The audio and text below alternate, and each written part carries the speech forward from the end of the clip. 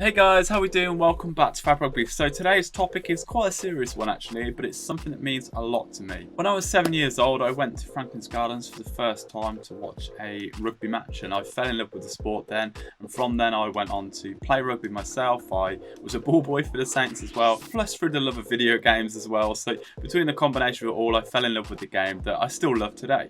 And I just want to ask the question whether rugby or professional rugby is doing enough to attract young fans. Because let's face it, if there is no next generation of fans following the game and following the game that I love and you will love, obviously if you're watching this you're probably already a rugby fan, but are they doing enough? Because if we don't have this next generation of young fans, we don't have a game. We don't have any money coming in, we don't have sponsors watching the game because people aren't interested. There are warning signs from other leagues around the world where this has happened, and I want to get into that today. So there's a lot to get through in this video. Hopefully you enjoy it. I'd love to know your comments afterwards, so drop your comments, let me know any feedback you might have on this, any thoughts you might have. It's a really interesting topic, so let's get into it. So then, why am I so passionate about this? Why do I feel there is a disconnect with professional rugby and the next generation of fans?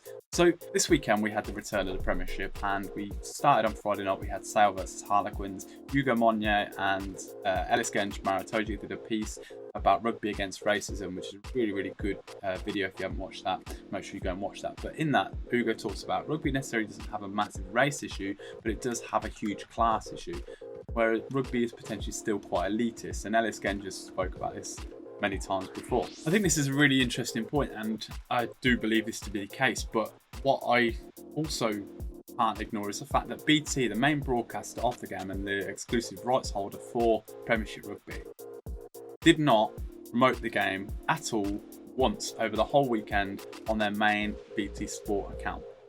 What I mean by that though, so their Facebook, their Instagram, their Twitter, across their main social media on their main BT Sport account. Yes, they have the rugby on BT Sport account, but most people who follow that, well, everybody who follows that is a rugby fan anyway. It's 33,000 people on Facebook versus 1.6 million people on the BT Sport main account. That to me is worrying. Why are the main broadcasters not supporting the Premiership? I know they have the Champions League, but they also shared stuff about UFC, WWE. So why did they not? If we're talking about, like, let's say the kind of people who are watching that are of a certain type, let's say aren't the elitist like crowd, why is rugby not being promoted out to them from BT's angle? So how can rugby reach new audiences and non-elitist classes when it's not promoting out further than its own kind of boundary? It seems crazy that BT won't or didn't back it on its big weekend where the Premiership was restarting. So this isn't an attack on BT, this is just purely highlighting the things I noted over the weekend. So it's certainly interesting. Obviously BT did do some good things as well. It's not that on the YouTube they have 2.91 million subscribers. So they got Squidge on there and they did a video about the Premiership and previewing it, but it's had 8,000 views in a week. Now, for an account that has 2.91 million people following it, that's not a great deal of people are clicking on that link and are interested in watching it. So maybe that was the reason why they didn't do more on the other accounts. It wasn't just BT though. Over this weekend, at the start of the Premiership, there was very little coverage, to be honest. There was a few articles in the Daily Mail, but on the main online websites, you look through the BBC website, we were behind snooker, rugby league.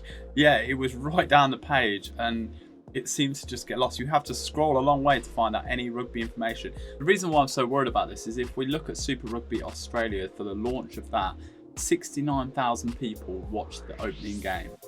Compare that to NRL, their big, the same night, 1.2 million people watched it.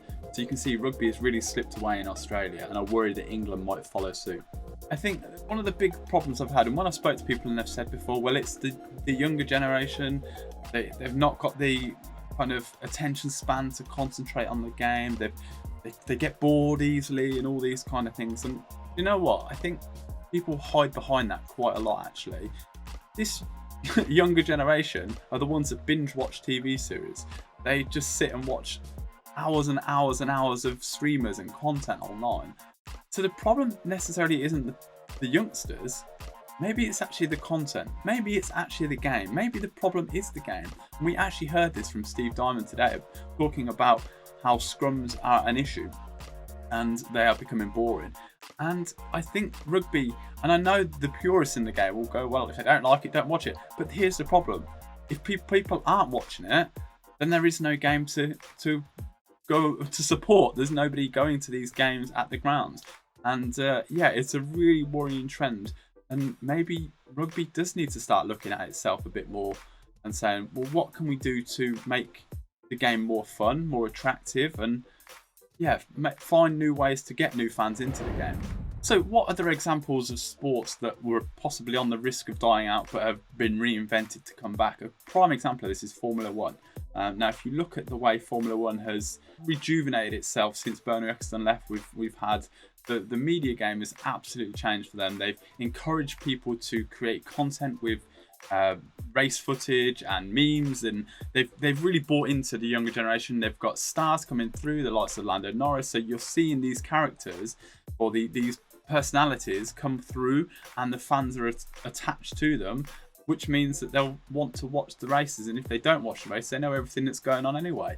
So rugby needs to do more to reach younger audiences. They need to allow accounts to use content. They need to grow the global game. It's not just English rugby. This is like, don't be afraid. Content holder, if you're a license holder, don't be afraid of people using a content. We've seen the Squidge. Look how successful Squidge has been in rugby because license holders have been relaxed with him and let him kind of use the content, and it's blown him up absolutely. And you're now using him for your content. So you've got to allow the fans to get involved, and no better way than them getting involved than taking the content, reinventing it, and put it into a fun way for other fans, which gets more people, and it grows like that.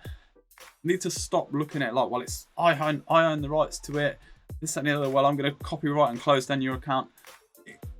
But rugby needs to look big picture. Formula One's a great example of how to do it. Look at Formula One. Rugby needs to go that way because Formula One is behind a paywall, don't forget. And yet they're reaching new audiences through video games, through everything. Don't get me started on video games, but rugby needs a video game. Let me explain why. When I was growing up, I was so lucky to have the lots of Jonah Lomu come out. We had rugby come out, then rugby 2005. So I've grown up with rugby games and rugby 2008 as well. So I've grown up with rugby games getting better and better and better. And the next generation need a rugby. Like, those games were brilliant. I would literally watch a game of rugby, get home. I'd go, if I wasn't training, I'd get home and play a rugby game, and I would live in a bubble of loving rugby. And the new generation of fans, they go to training, there's a rugby game that's kind of struggling because the licenses has got so players are having to actually build their own teams, like, so they have to build their own Scottish team, they have to build, like, what is that about? Like, come on, work together. Everybody needs to work together if we're going to try and grow the game. I appreciate not everybody might understand this side of things, but it's so important that everybody gets behind the message that it's not all about money. It's not all about money, and it's about growing the game. You're going to grow the game so you get more money in the long run from new fans getting involved in the game. So look a bit big picture. Stop thinking about the bucks now and start thinking about the big picture. So going back to Premiership Rugby then. So social media has been a big thing. We've seen Bristol absolutely taken it by storm and everybody praising them for being the best social media account. And we've seen other teams starting to catch up and start to give a bit more personality with responses and stuff. But still it languishes quite a lot behind on where it probably could be. I feel like the main Premiership account could be a lot more interesting. It needs to have more going on. It needs more personality. I don't just want to see tries from the weekend. I want to see things explained. It just feels too corporate. It doesn't feel fun. It doesn't feel exciting. It doesn't attract me. Half the time I flick past it because I'm not even interested in it. And I'm in love with the game, but I don't want to see the same things I've seen all weekend over and over again. And there needs to be a think tank brought together to kind of, right, how can we make rugby more attractive on social media across the channels? And in fact, you don't even have to look that far really. When we go back to last year's World Cup, the Rugby World Cup account was known for being superb. It was funny, it was silly, it got fans engaged in the content, had a huge amount of views. Something like that across most of rugby accounts would really help the sport, I think, grow. So then, a bit of a recap then. What does rugby need to do to attract new fans? Well, simply put, broadcasters need to give more support. They need to be pushing out to these new audiences. There also needs to be more focus from the clubs to do content towards younger kind of demographics. So more fun, like just silly just use memes. God, memes are a prime example. Use that. Like we saw it with Bristol with the system players. It worked brilliantly, and it gets a lot of attention, and it gets new people going, what? And it gets people talking, and that's what it needs to be more about. The content needs to be much more interesting. It's as simply put, it needs to be more interesting. The game needs to look at it itself as well, just to make the game more easy to understand for new fans. I appreciate that's going to upset a few purists, but look, the game is bigger than you, and it needs to survive in the future. And to do that, it needs to learn to adapt better. We've seen how it's adapted in the last 20 years, but it needs to start thinking about what do the next generation of fans want when they go and watch a game. When you're long gone, when I'm long gone, you're long gone, what do new fans want? That's what they need to be asking.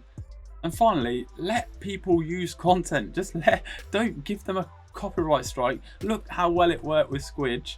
Like, just allow people to do it and encourage people to do it, because people sharing the rugby content is great news for the sport. It needs to get away from being all about money and focus on working together to grow the game. So look, that's enough ranting today. There's lots of things I'm very passionate. If you want to get in touch with me and talk to me about it, I'd love to hear some views. Feel free. Let's have a chat. I want to discuss this. I want to help grow the game and reach new audiences. Thanks a lot for watching. Hope you enjoyed it. It was a bit of a different type of topic, so make sure you hit like and subscribe on this video. And guys, I'll see you soon for the next video. Take care. Bye.